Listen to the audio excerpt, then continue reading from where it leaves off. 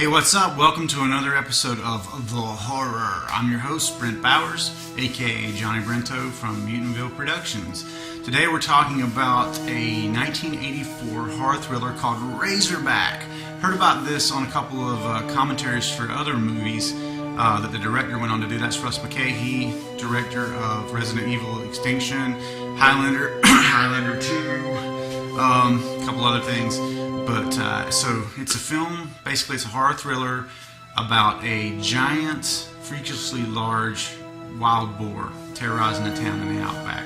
I should mention this is probably going to have spoilers, so if that's going to put you off, you might want to stop now, because I will say that this is a pretty cool movie. If you like monster films, which I do, of course Tremors being my favorite movie ever, yay! I was drawn to this film, the whole freakish nature of the monster and everything. So it features a animatronic giant boar pig, which famously cost $250,000 and is featured on film only 1 second. I just think that's totally awesome in and of itself. I mean, that alone made me want to see the picture. But it is an Ozploitation film, and I'm actually taking a hard look at Ozploitation here later after I just recently watched a really cool documentary. I mean, not quite Hollywood.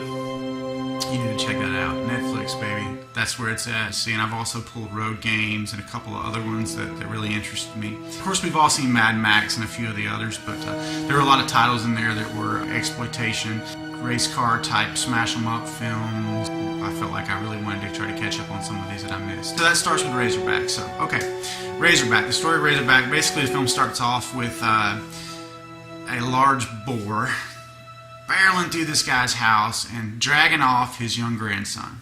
So he's, lots of folks think that he just made the whole thing up, and, he's tried for killing and hiding the body of his grandson, ultimately acquitted, but of course it destroys his name, and he ends up, sort of a social pariah.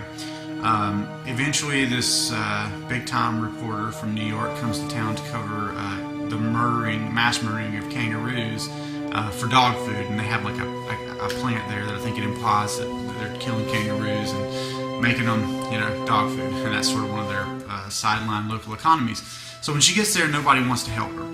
She finds herself out on a desert road at night, and ultimately is run off the road by these two local hooligans who are either trying to scare and or rape / murder her, who knows. But anyway, she's interrupted by a giant boar, unfortunately, and that's the end of that character. Her husband, played by Gregory Harrison, which is sort of the only name star that this film features, he can't accept that she's supposedly fallen down a well, which is the cover story. So he ends up going over there, not telling folks his real name, just kind of trying to infiltrate and see, what's what, and get the lay of the land, try to figure out if somebody killed her.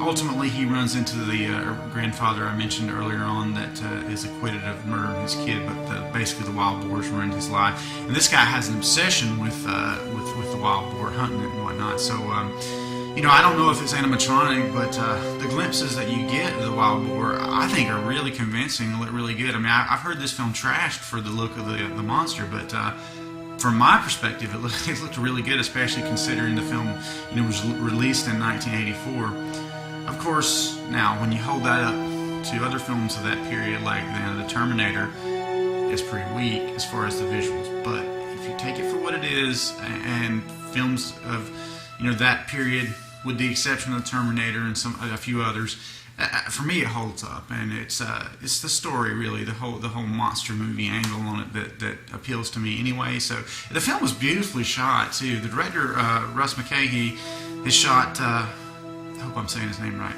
he shot other films that always appeal to me, and Resident Evil Extinction, I was a fan of that, even though the rest of MVP kind of poo-pooed that one.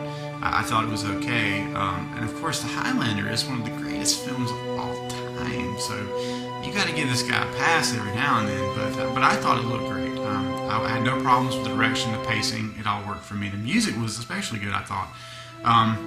But anyway, moving right along, it all leads to a showdown where you do get to see this ginormous animatronic boar for 1 second, and right toward the very end, I guess I could critique it a little bit for the shots of the monster being not so convincing. But for the bulk of the film, you don't see very much of them. And many films, many monster movies in particular, that sort of is the secret of success. Do not show the monster in full light. You keep him in the shadows. You only see glimpses of him, or little cut shots of body parts, boar tusk, for example. And early on, that's the way this boar is treated, so it was pretty effective for me. The lighting was really good. The final battle takes place in sort of a rendering plant, so they use the old smoke, literally smoke and lights, to make it look ominous, and it sure works, and I loved it. So for me, I would say if you like monster movies, go out and check this out. From Johnny Brento to all you monster fans, check out Razorback. Definitely worth the watch.